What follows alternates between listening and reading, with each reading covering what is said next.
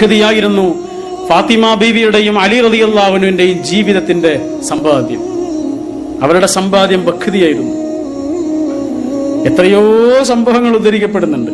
പാവമായിരുന്നു അലി, വളരെ ദരിദ്രനായൊരു സഹാബിയായിരുന്നു.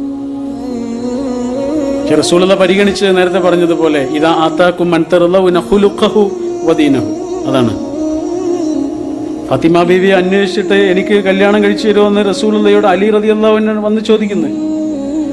ഒന്നും പറയാതെ അങ്ങനെ മടിച്ചു നിന്നു എന്നാണ് സംഭവം.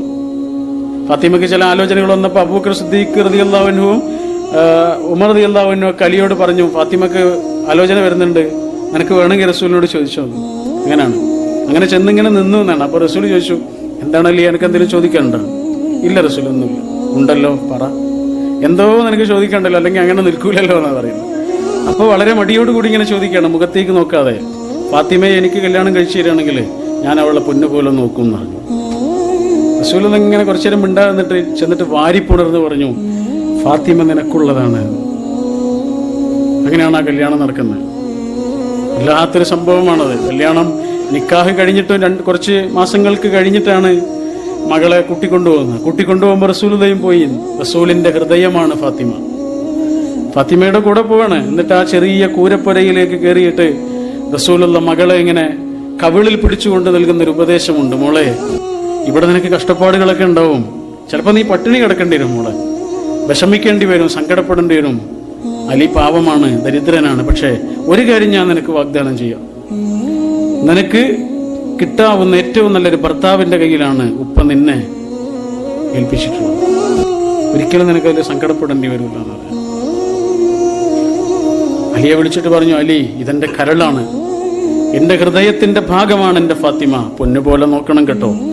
നീ അവൾക്ക് ഭക്ഷണം കൊടുത്തിട്ടില്ലെങ്കിൽ, അന്നം കൊടുത്തിട്ടില്ലെങ്കിൽ, പട്ടിണിയായിരുന്നാലും നിങ്ങൾ അള്ളാഹുവിനെ സൂക്ഷിച്ചുകൊണ്ട് ജീവിക്കണം കേട്ടോ എന്ന് പറഞ്ഞ് കണ്ണ് തുടച്ചുകൊണ്ട് അള്ളാന്റെ റസൂൽ ആ ചെറിയ പുരയിൽ നിന്ന് ഇറങ്ങി വരുന്നൊരു രംഗമുണ്ട്.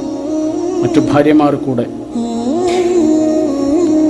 പട്ടിണി തന്നെയായിരുന്നു. പലപ്പോഴും പല സംഭവങ്ങളും ഉദ്ധരിക്കുന്നുണ്ട്. ഗർഭിണിയായിരിക്കുന്ന സമയത്ത് ഫാത്തിമ ബീവി ആഗ്രഹിക്കുന്നത് നല്ല കുറച്ച് ഈത്തപ്പഴം കഴിക്കണം എന്നാണ്.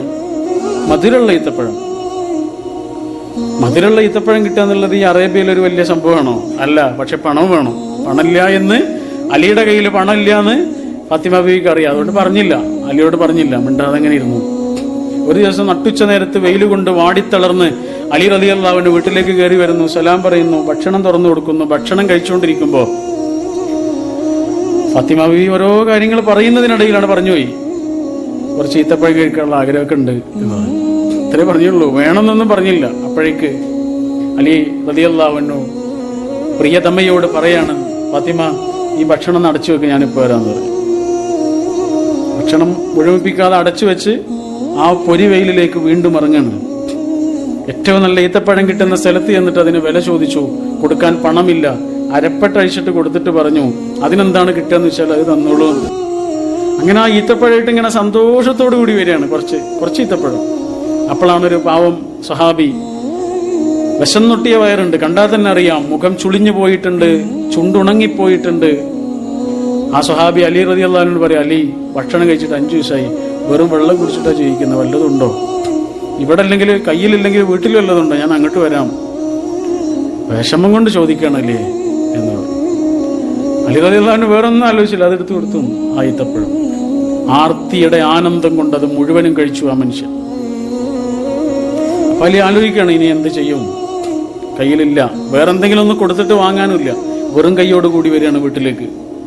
അലി റളിയല്ലാഹു അൻഹുവിനെ ഫാത്തിമ കുറച്ച് ദൂരം തന്നെ കണ്ടു, വന്നു, സലാം പറഞ്ഞു, ഭക്ഷണം തുറന്നു കൊടുത്തു. കഴിച്ചുകൊണ്ടിരിക്കുന്നതിനിടയിൽ നടന്ന സംഗതികളൊക്കെ പറഞ്ഞു കൊടുത്തു. ഞാൻ വാങ്ങിയിരുന്നു ഫാത്തിമ, പക്ഷെ ആ പാവം മനുഷ്യനെ കണ്ടപ്പോൾ ഞാനത് കൊടുത്തു. നമുക്കിവിടെ എന്തെങ്കിലും കഴിക്കാണ്ടല്ലോ, അതുപോലും കഴിക്കാനില്ലാത്തൊരു പാവം മനുഷ്യനാണ് ഞാനത് കൊടുത്തു. ഫാത്തിമ ഒന്നും പറയുന്നില്ല, ഒരു പരാതിയോ പരിഭവമോ അല്ലെങ്കിൽ ഒന്നും പറയുന്നില്ല.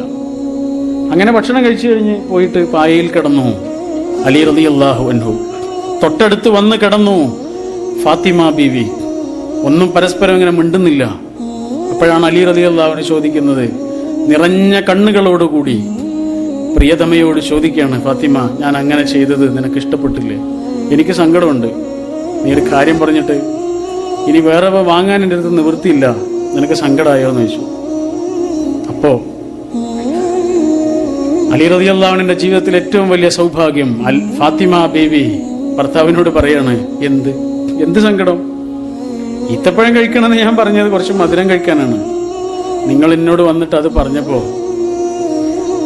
തൊണ്ട നനക്കാനൊരു മനുഷ്യന് അന്നം കൊടുത്തു എന്ന് പറഞ്ഞപ്പോ ഈത്തപ്പഴം കഴിച്ചതിലേറെ സന്തോഷം അനുഭവിക്കുന്നുണ്ട് ഞാൻ. ഇതാ പറഞ്ഞത്.